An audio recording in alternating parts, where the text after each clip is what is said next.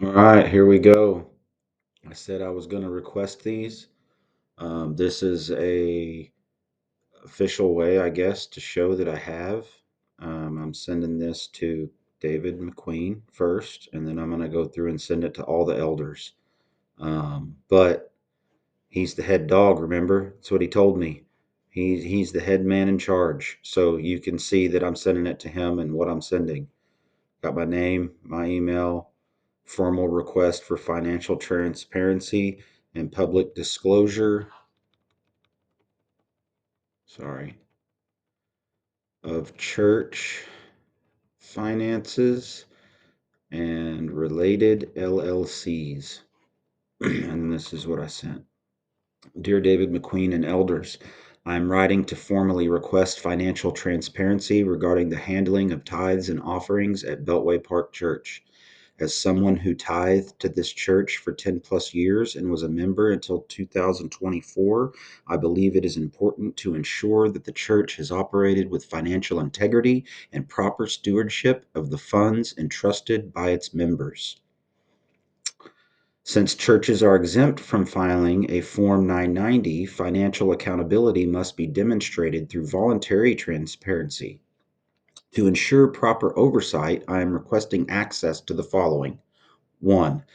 Annual financial reports for the last 3 years, including a breakdown of tithes, offerings, and expenses. 2. A budget report detailing how funds are allocated to ministries, salaries, missions, and operational costs. 3. Independent audit reports, if available, verifying financial integrity. Compensation structure for pastors, elders, and senior staff members, and debt obligations and details on how they are being managed. Now, with concern of church owned LLCs, it has come to my attention that Beltway Park Church or its leadership is associated with multiple LLCs registered under elders' names, including Blow the Trumpet, Sound the Alarm LLC.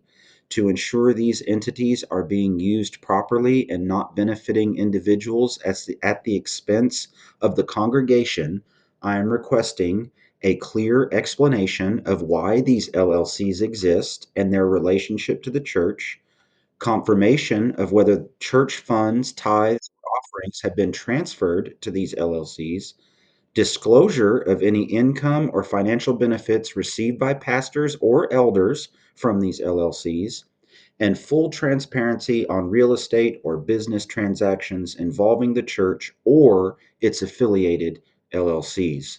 And this is the need for transparency. Even though I no longer support Beltway Park Church, I believe transparency is crucial for both current and former members who have financially supported this institution. Many reputable churches voluntarily disclose financial records and submit to independent accountability organizations such as the Evangelical Council for Financial Accountability, or the ECFA. If there is nothing to hide, transparency should be a standard practice, not an issue of debate. I respectfully request a written response to these concerns within 30 days of this letter. If no response is provided or if the church refuses transparency, I will have no choice but to escalate my concerns by 1. Requesting an IRS review of potential tax exempt misuse, or a Form 13909, filing a report with the Texas Attorney General's Office for financial misconduct concerns, and consulting an independent financial expert to further investigate church affiliated LLCs and their transactions. I hope Beltway Park Church will prioritize financial accountability and provide the transparency that all members and former members deserve. Please let me know how I can access the requested financial records. Thank you for your time and consideration. I look forward to your response. Sincerely, Derek Blanton. I'm not a robot.